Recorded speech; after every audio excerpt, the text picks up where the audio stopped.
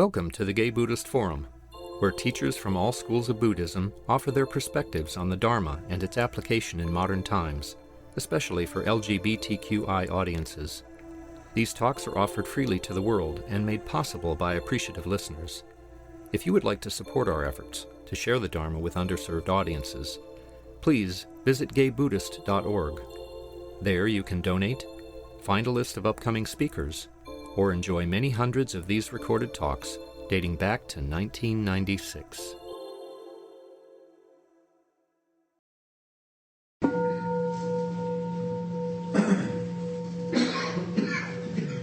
Welcome back to the Gay Buddhist Fellowship. Our tradition is to go around and introduce ourselves first before we hear from our speaker. And again, just by show of hands, anybody here for the first time? I know you are. Welcome. We'll try and remember your names as we go around and make you feel welcome during our social. My name's Tom. Mark. I'm Greg. Rich. My name is Robert. I'm Joe. Don. Casada. I'm Phil. My name is Gary. My name is Michael. I'm Mark. Noah. My name is Ricardo. Jack. I'm George. My name is Jerry. I'm Clint. I'm Michael. I'm Tim. My name is Harley. My name is Joe. I'm Hal. My name is Richard. Peter. Risha. And my name is Oswald. And my name is Jordan. Terrific. So our speaker today is David Lewis. David has been following the Dharma path for over 40 years and has a degree in comparative religious studies. He started out in the Tibetan Shambhala tradition and has been practicing Vipassana meditation since moving to San Francisco over 25 years ago. For the past 7 years, he has been practicing intensively and is a member of the Mission Dharma Sangha, where he teaches an introduction to insight meditation. He is a longtime member of the Gay Buddhist Fellowship here and also leads a weekly sitting group for seniors every Friday morning. David's graduate of Spirit Rock Meditation Center's dedicated practitioners program and has been on the teaching team for Spirit Rock retreats. David, welcome. Thank you, Tom.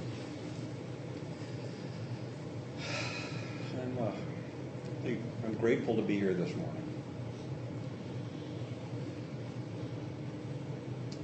For no particular reason, I'm just grateful.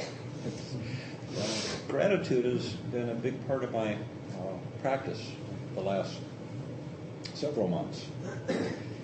And I was here 2 weeks ago when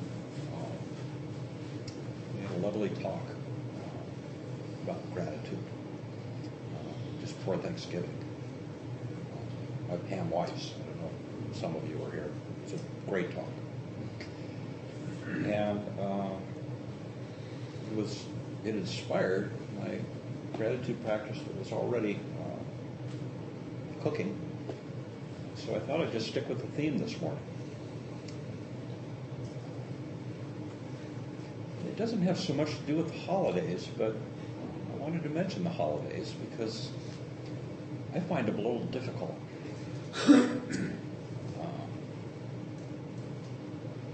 Thanksgiving is the most wonderful concept in the world, that we have a holiday where we practice gratitude and acknowledge it, share it with our loved ones.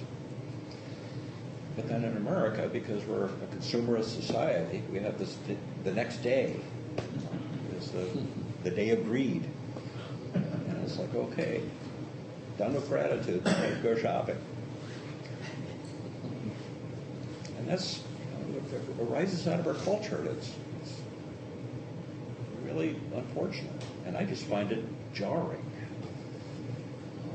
And likewise with Christmas. Christmas is a holiday that, and Hanukkah and Kwanzaa, holidays that are associated with peace, love, fellowship, and generosity, giving. holidays of giving. But that in our culture, in our American culture, becomes complicated too. Because once again, when we're consuming, greed comes in. I don't,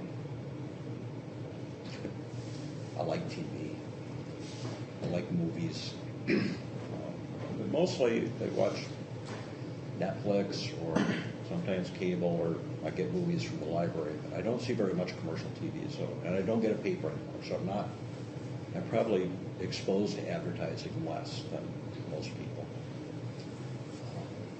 But still, I get more than I want. And I noticed that a lot of the advertising around shopping and giving this time of year, what's happening right now, is not so much about go out and find a perfect gift for your loved ones. It's get something for yourself. You deserve it. Buy a TV, get a new car, go shopping. So that's what I find difficult about the holidays, because I'm trying to practice the best of them, and we still get exposed to all this other stuff. Greed is what the Buddha described as the cause for suffering, primary cause for suffering. So I want to continue the topic that Pam introduced a couple of weeks ago on gratitude and generosity, which are practices, core practices in Buddhism. So core that, in fact, the Buddha's first talk to lay people after his enlightenment, the very first time he taught lay people, generosity was the topic, suggesting that if lay people need to know nothing else, generosity is what they need to know in order to be happy. It's a happiness practice.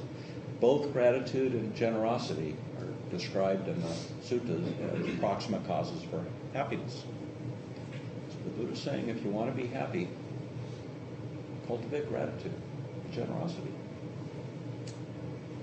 And many of you know that in some traditional Asian countries, many traditional Asian Buddhist countries, generosity, or dana, is the only practice that a lot of Buddhists do.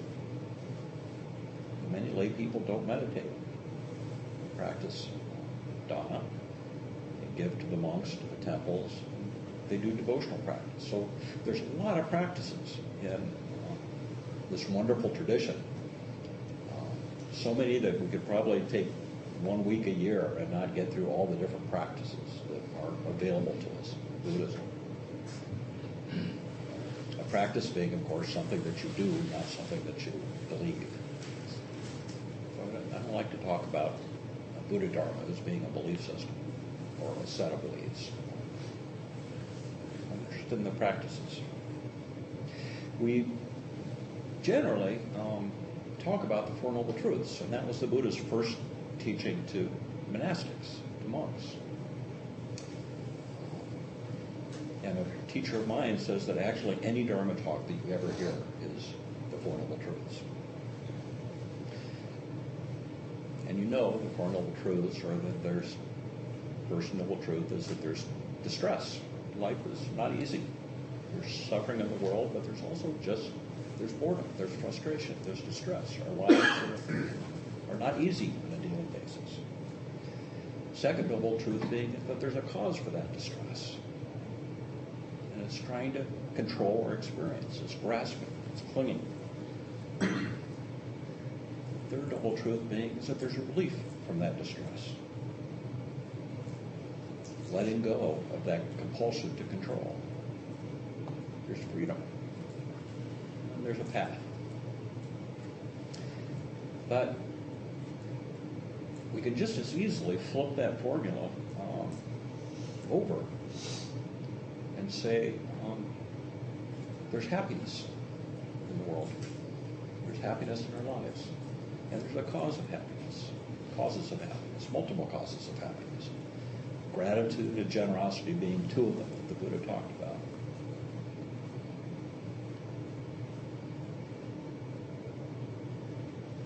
And And there's skillful means that we can pursue to encourage happiness. So Buddha Dharma can be practiced in a variety of different ways. We can go after the causes of our distress, discomfort, and eliminate those. We can also pursue happiness, do both at the same time. So people have asked me before what kind of practices are there for people that are uncomfortable meditating or don't like to meditate. And there's loads of them, from devotional practices to gratitude and generosity.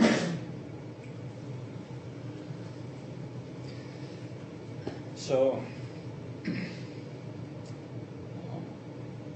in exploring this practice of gratitude and generosity in a mindful way,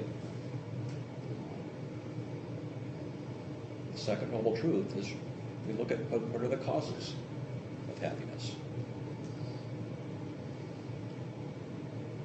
And it refers back to some of what makes me uncomfortable about the holiday season. Is that what our culture teaches us, and what a lot of us kind of have ingrained, including myself, is that our happiness is caused by getting what we want, having stuff, having a bucket list that we can look forward to and fulfill, wanting stuff, distracting ourselves from suffering with screens, phones, substances, projects, busyness, chasing pleasant feelings and avoiding unpleasant feelings. That's how we try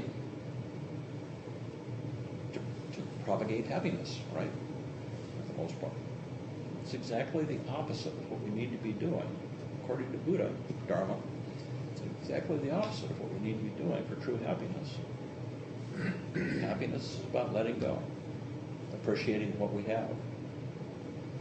Gratitude.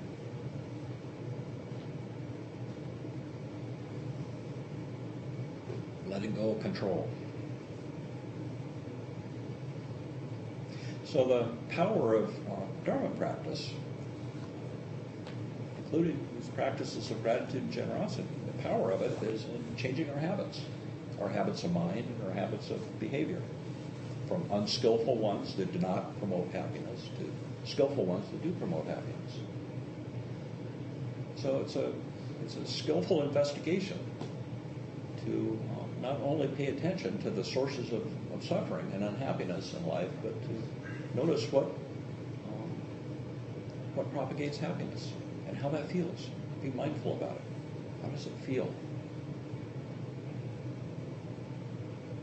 In fact, just take a moment, close your eyes if you're comfortable closing your eyes. Think of something, someone that you're grateful for right now. It could be anything. It could be hot breakfast. Just take a moment, think of something or someone you're grateful for in your life.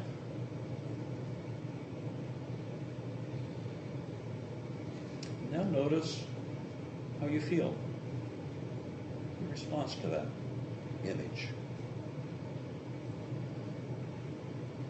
You can open your eyes. That's a mini gratitude practice. The central part is noticing how you feel.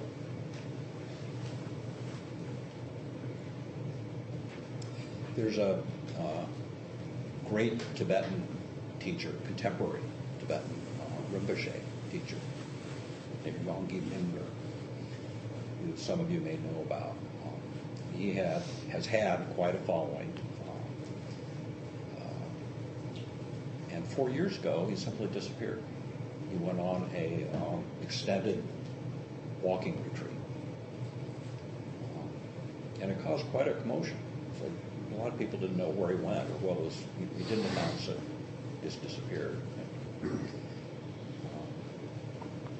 He caused a similar commotion this past year by showing up again. And I've read some interviews with him, reflections of people that know him, studied with him, and apparently enlightenment happened. How you tell that, I don't know. But in one of the interviews with him that I read, so somebody was asking, everybody kind of asked the same question, like, well, okay, you were gone for 4 years, what'd you get out of it? One of the things he said, I feel that happiness is really found in appreciation and rejoicing.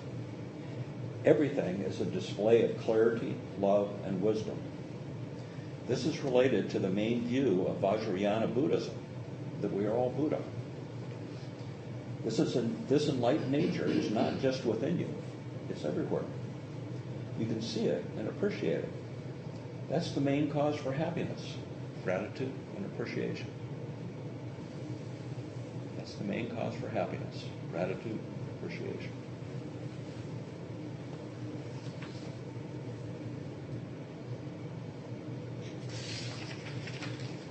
One of the things I'm most grateful for is this practice, and especially my meditation practice. I had a surgery about a month ago, which wasn't all that serious, and it came out all right. But the operation had an unexpected complication. They dropped a piece of my skull on the floor in the middle. So I was on the operating table for 9 hours. So for about a week afterwards, I was in a really otherworldly state. And I think basically I was recovering from 9 hours of anesthesia running through my system. But one of the things that I noticed was that I was perfectly comfortable being uncomfortable. And the surgery was on the corner of his eye, so it looked like I'd gotten punched in the eye, and the sun was glued shut for a couple of weeks. So it was kind of hard to read, and it was hard to watch TV. So basically, I just sat and just practiced, and washed my mind, which had slowed down all by itself. It wasn't like I was telling it to, or meditating or practicing. I think maybe a little bit of what happened is my body was in a bit of shock and my mind took care of itself. And I think that was the result of practice, my meditation practice. So I'm deeply, deeply grateful that I have this practice that supports me in times of trauma. It was a good lesson. Pam mentioned Brother David Stendhal Rost, who's a Benedictine monk, and his shtick is gratitude. This is what he's been talking about for at least 30 years, to the best of my knowledge. He wrote a book called Gratefulness, the Heart of Prayer, and has a website called gratefulness.org, and has a really tremendous TED Talk on gratitude. So if you're interested in really being inspired by gratitude, much more so than I'm able to do sitting up here, check out Brother David. And he teaches, his basic message around gratitude is that we've got it wrong. Again, in our cultures, another thing we get wrong is we assume that if we get what we want and have enough in our lives, then we'll be grateful. So for a lot of us, we're putting off gratitude until we get everything, get our ducks in a row. And Brother David said that's wrong. He said, if you want to be happy, be grateful first. Gratefulness leads to happiness, not the other way around.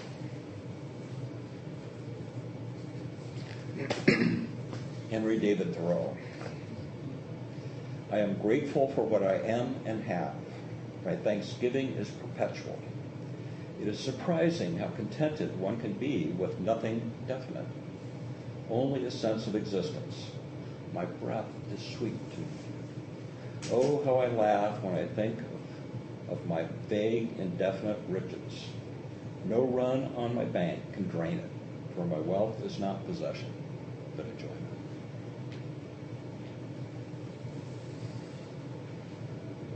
So, Pam Weiss reminded us that gratitude can be viewed as the whole of the practice. can we accept with gratitude whatever's happening in the present moment? Good, bad, or neutral? Another story of my experience in the last month. Monday, I think, was World AIDS Day. And I happened to be walking through the Castro on Monday, and there were kids out writing names on sidewalks, drawing pictures, and making art in commemoration of World AIDS Day. And people were putting up both online and real-world places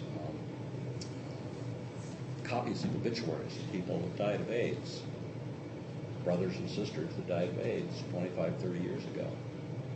All these beautiful, young, wealthy people. I lost 2 partners to AIDS. And I have AIDS, most of you know. So,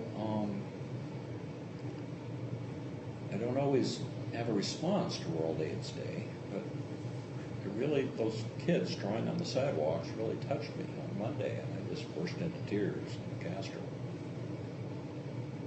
Drove home crying and went to bed in tears, and I just was feeling a lot of grief and sadness.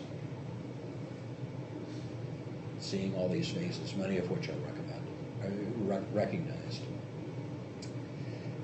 The next morning I woke up and I thought, wow, yesterday was an intense day. And I was kind of reflecting on the feelings that I had been having,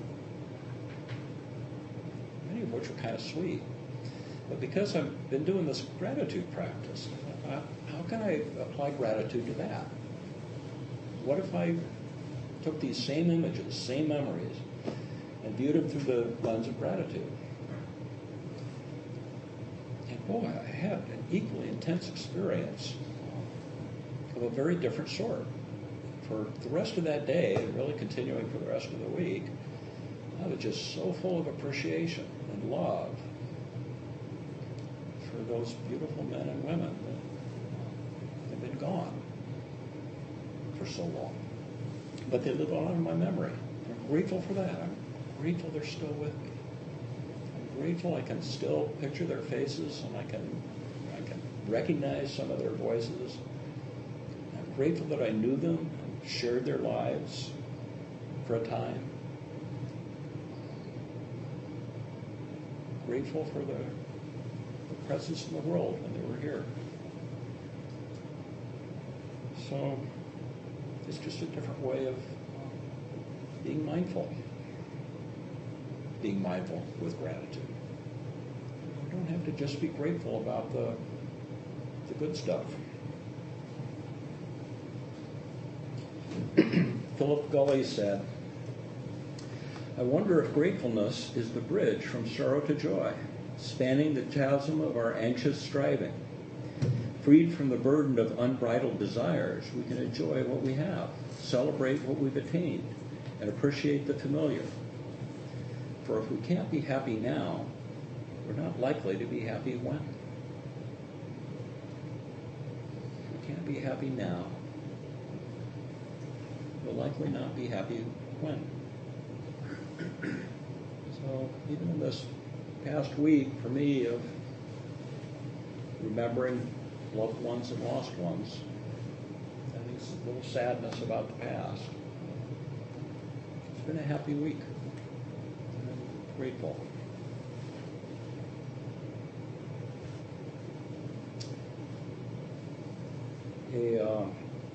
I ran across a quote when I was doing a little research for this talk from a woman named Regina Sarah Ryan. I don't know who she is. Really like that's just a line. "Gratitude is so close to the bone of life, pure and true, that it instantly stops the rational mind in all its planning and plotting." Gratitude is so close to the bone of life, pure and true, that it instantly stops the rational mind in all its planning and plotting. That's a meditation practice. For those of you that meditate, notice the impact of concentration or other practices on the mind. It's kind of a magical thing when discursive thought either stops or fades into the background. It's something that we often strive for in meditation. And I discourage people striving about it because it kind of doesn't help. But we ask ourselves, how do I get out of my head? That's why a lot of us are here. How do I get out of my head, out of my obsessive, discursive thought? And what she's pointing to is that gratitude is a way of doing that. So think back to that moment today, this morning, when you closed your eyes and thought of someone you're grateful for or something you're grateful for. Was that a heart moment or was that a head moment for you? Was discursive thought going on? Probably not. I would guess probably not. You might have had a little break from discursive thought, and that might have been a relief. It was for me. So gratitude can be a mindfulness practice. And I advocate for that. We can be grateful for absolutely anything in our experience. As Walt Whitman says, to me, every hour of the day and night is an unspeakable, perfect miracle. Our brother Walt. And this is from our brother Oliver Sacks, who died a short time ago. The great neurologist, scientist, and popularizer of science. And gay men. Oliver Sacks said, I've been a sentient being, a thinking animal on this beautiful planet, and that in itself has been an enormous privilege and adventure. Oliver Sacks, in the last year or so, I think he died maybe 2 or 3 months ago, and in the year before he passed away, he knew he had cancer. He knew that he was incurable. He was going to die. He was an extremely prolific writer, wrote lots of books, lectures and articles, magazine pieces, mostly about science and neurology. But in that last year of his life, he wrote about gratitude. He wrote some very poignant op-ed pieces for the New York Times. You may or may not have seen them, and also for the New Yorker magazine. And his partner has posthumously published a book of his last writings and teachings. It's called Gratitude. So that's how Oliver Sacks ended his life, was expressing his gratitude.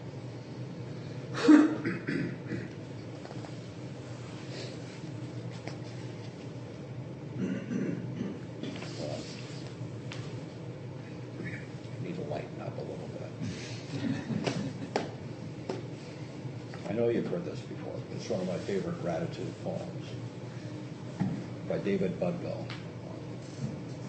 based on a poem by Han Shan, the 12th century Chinese poet, called Bugs in a Bowl. Han Shan, that great and crazy, wonder-filled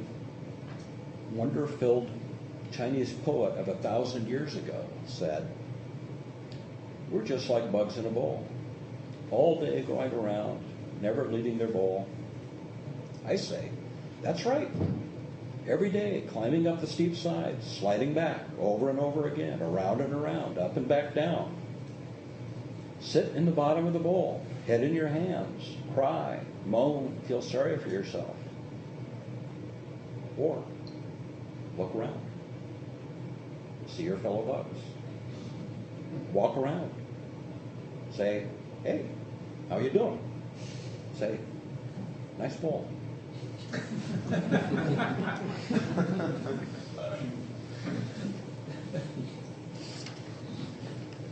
So, that's gratitude. A few words about generosity. Again, it was Buddha's first teaching to lay people. It's very important principle in Buddhism. Very important practice. It's not only the first teaching, but it's the first of the paramitas, which is the list of perfections. Last year, maybe last spring, I gave a series of talks on the paramitas. Generosity is the first one. Also, in the Mahayana tradition, it's the first step on the Bodhisattva's path, generosity. Generosity is the antidote to narcissism and attachment. So all the things that I was kind of complaining about culturally, about American culture at the beginning of this talk, generosity is the antidote.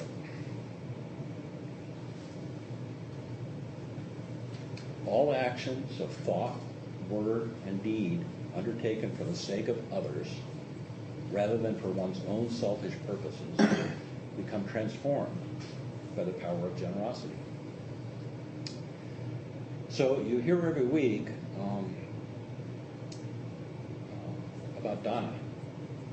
And dana is the Pali word for giving. Because we often say it's the word for generosity, but it's not. It's the Pali word for giving, the actual act of giving. Pam talked about this a little bit. Kaga, or chaga, is the Pali word for generosity, and that's the opening of the heart, the intention to give, the love that arises with giving. So very often dana follows chaga.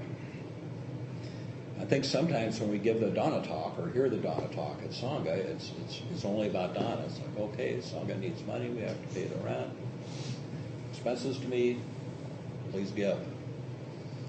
And I think we should really, every once in a while, be talking about chaga.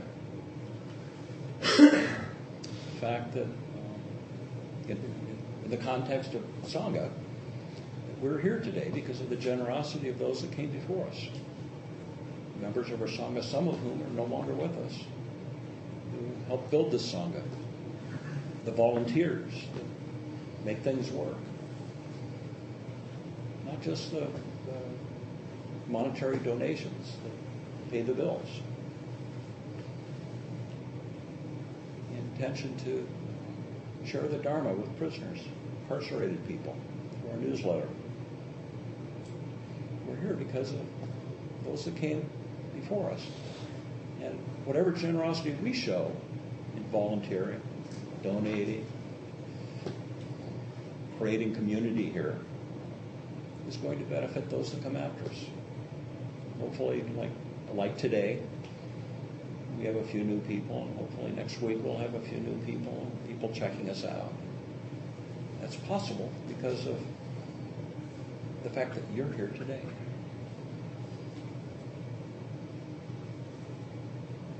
So, giving should arise out of a wholesome intention. Like I would hope that when we are able to contribute dana to the Sangha, that it's because we love the Sangha. It comes from a loving, generous place. The Buddha pointed out the many ways that we give with mixed motives. This is a good thing to reflect on, too. We give out of fear, or in accordance with tradition. We give with the expectation of return, right? Sometimes. We give in hope of gain, or a favorable reputation. We want people to think well of us. Or a favorable rebirth, if you believe in rebirth. We give to adorn our mind. And even giving just in order to propagate joy can be a little selfish. If it's not directed towards all beings, other people, as we say in our the end of Sangha. I don't know who said this next quote. I don't have an attribution. I'm sorry. You have not lived today until you have done something for someone who can never repay you.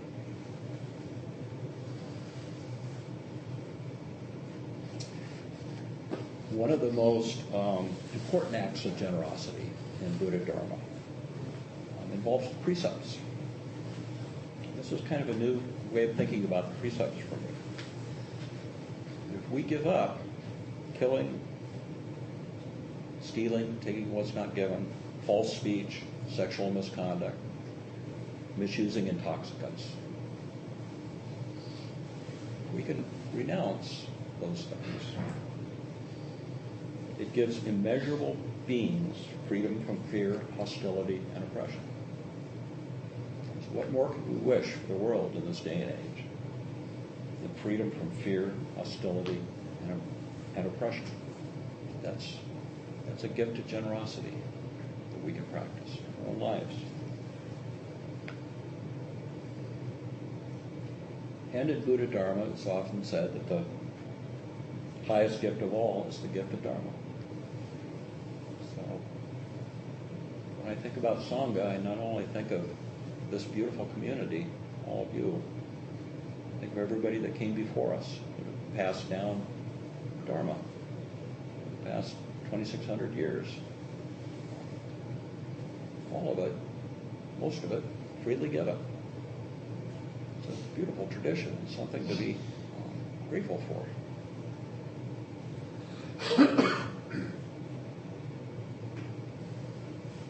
So, to conclude, gratitude and generosity, I think, are fit beautifully into the Four Noble Truths. It's about looking at the second noble truth: what causes happiness? What causes love in my life? And the third noble truth: letting go, being grateful, being okay with whatever's happening in the moment, whether it's uncomfortable or comfortable. So I advocate gratitude and generosity as practices on top of whatever else you're doing in the practice, or instead of, or every once in a while practice. And there's ways of doing that. Some people keep a gratitude journal. A friend of mine and I, for about a year, emailed each other every day about what we were grateful for. Sometimes it was just, a really good apple. And then I would forget to be grateful, and I would get this email from my friend telling me what she's grateful for. And, oh, right, I forgot to be grateful today. So however you want to do it, give it a try, because in my experience, it results in happiness. So thank you for your kind attention, for which I'm very grateful. I would also be grateful to hear your comments, feelings, or experience, either gratitude or generosity.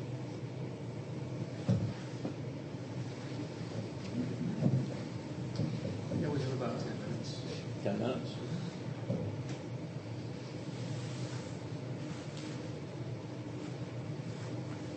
There's, I forget the name of the Buddhist practice with the chant that everybody makes fun of, the repetitive chant that goes and I went to a couple meetings down the street from me, and not to put down anyone's practice, but I felt like gratitude only existed if I got what I wanted, and I'm going to pray for that thing, and then I'll be grateful. This felt very selfish to me. I just couldn't go anymore. I don't know what your experience is with that Buddhist mentality. Well, there are so many practices and so many different ways of practicing Buddhism that I'm with you, as I don't like to knock anybody else's practice. But I think that compulsion to get what you want, to make our lives better, is a profoundly, deeply human thing. So it comes up in spirituality, and I think sometimes I need to be reminded that that's not necessarily skillful. So I'm just talking about my own tradition and my own practice. You kind of reminded me that one of the things I was thinking about mentioning and I thought was just too complicated is I ran across a study which listed the most generous, in terms of charity, the most generous countries in the world. And the number one generous country was Burma, which is also one of the poorest countries in the world. And it's because of this, they're a largely Buddhist country, and it's because of the practice of generosity and dana that is firmly embedded in their culture that when something happens, everybody turns up and helps out. And the reason I just decided not to mention what I'm just mentioning is because there's Buddhist fundamentalism in Myanmar, which you've probably heard about. A particular small group of Buddhist fundamentalist monks are leading a campaign of genocide against Muslims. So it's complicated. But thank you. Yeah. Thank you for your talk. I appreciate all the reminders of gratitude around this season. It's really one of my favorite things. We had an open discussion about gratitude. One of the practices I do is a gratitext. I have a friend with your email thing. I text back and forth with a friend 3 things we're grateful for. It's a great reminder to be grateful. And I talked about in the discussion about how for me, gratitude does not come naturally. I have a really negative slant and a gloom and doom perspective. Usually, this is my first response to the world. And so, these little reminders that it is indeed for me a practice. And the more I practice, the more naturally, the more often it comes. Yeah. It's really breaking that negative slant. And so I really love this flipping the Four Noble Truths. I love that. There is happiness. Yeah. What are the causes? There are causes of happiness. That's just, it's like a simple thing. Aha, well, I never thought of that was exactly good. Oh, there's suffering. There are causes. I've got them all. Well. That little shift. And also the shift you described, like when you close your eyes and think about you have a moment of gratitude, you cannot simultaneously, or I wasn't simultaneously able to have negative thought. Yeah, I think it's really important because this is so much a mindfulness practice. Even if you don't meditate, you can be mindful and notice what gratitude feels like. The other thing that I didn't mention was the Buddha spoke quite explicitly about how to notice generosity and how that feels for you.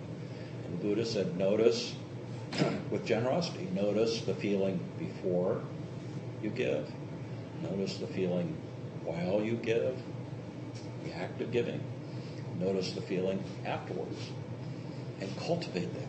So pump it up. Don't be humble and say, oh, it's nothing. Make sure when you make a gift, when we make gifts to monks, at least in the Theravada tradition, it's very important to do it with your own hands, or my hand to your hand. You don't leave it on a table. It's not anonymous. It's important to acknowledge the giving and the receiving. And it's important to and I have a trouble with this, especially receiving. It's important to notice how it feels and to bask in that a bit.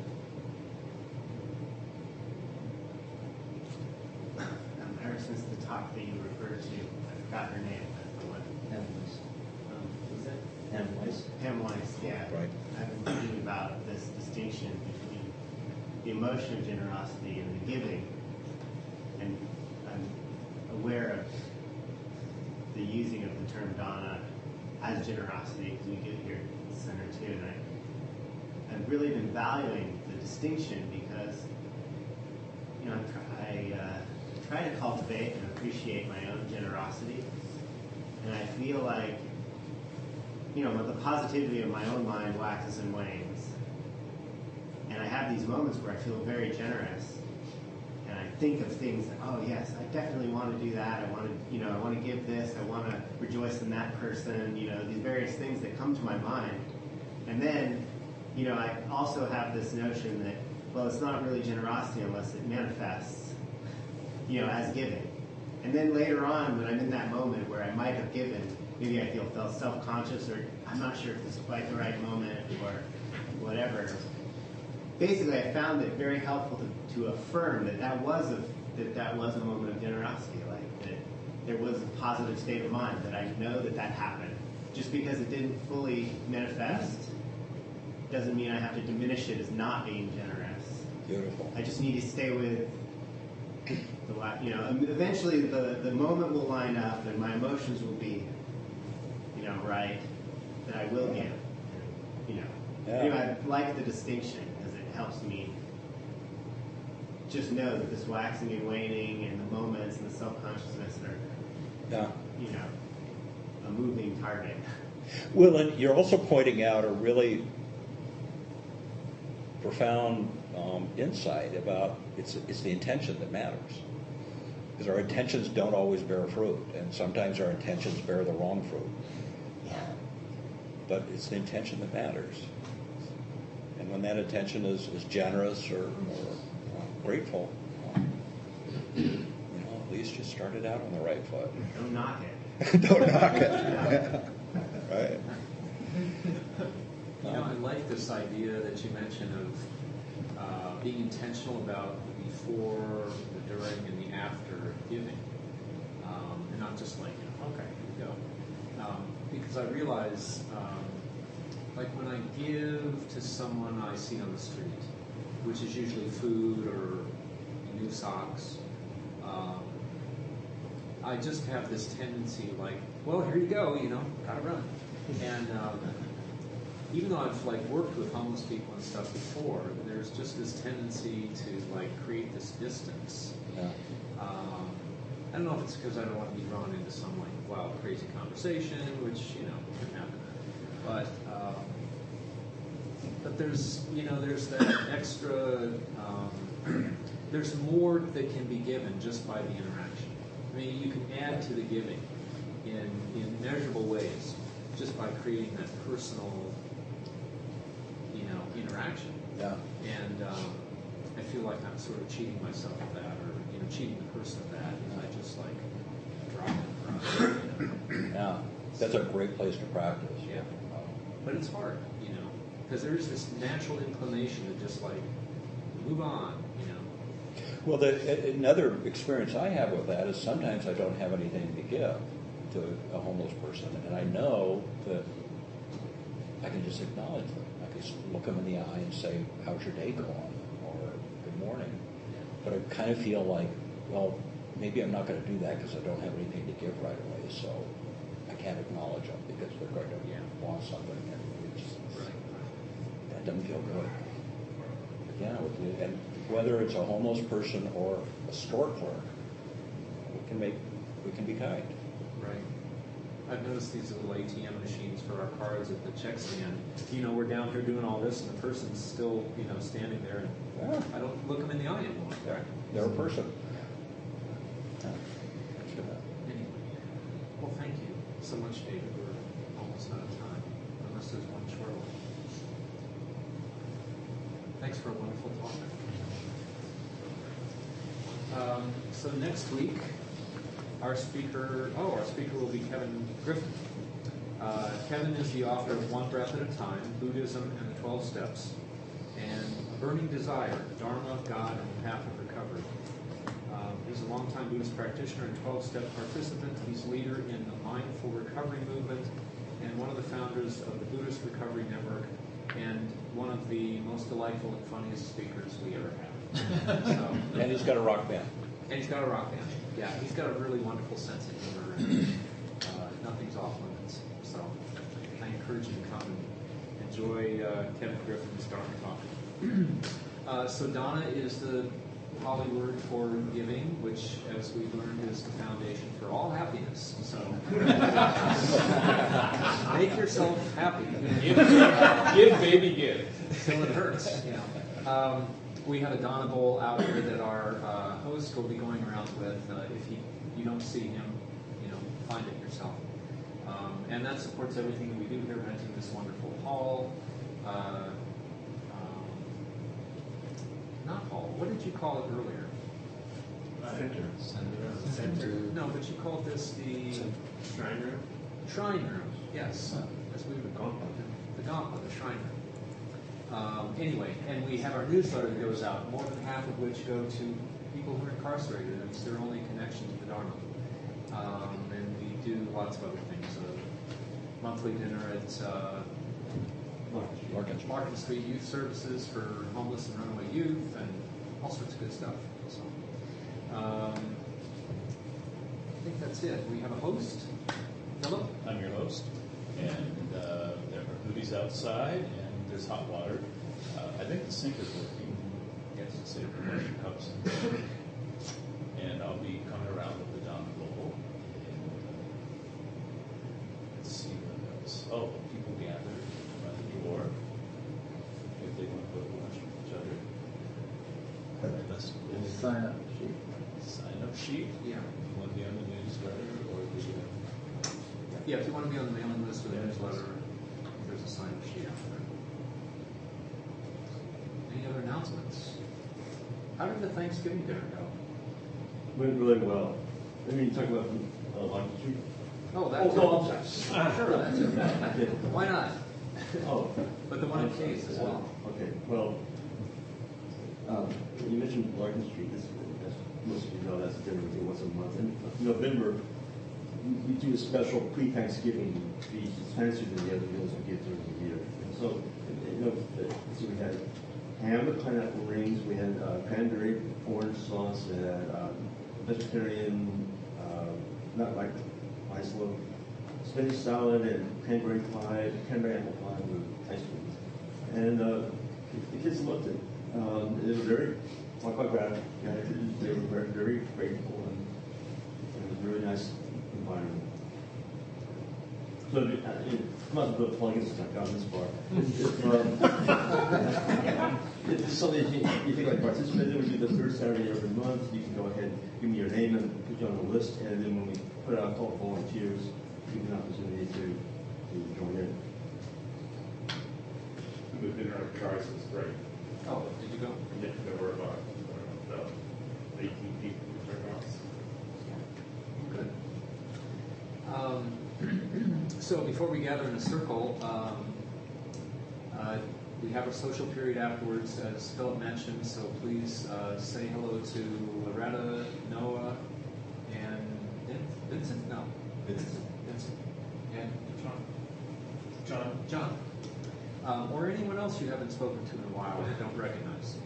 So let's have our dedication of merit as we stand in a circle.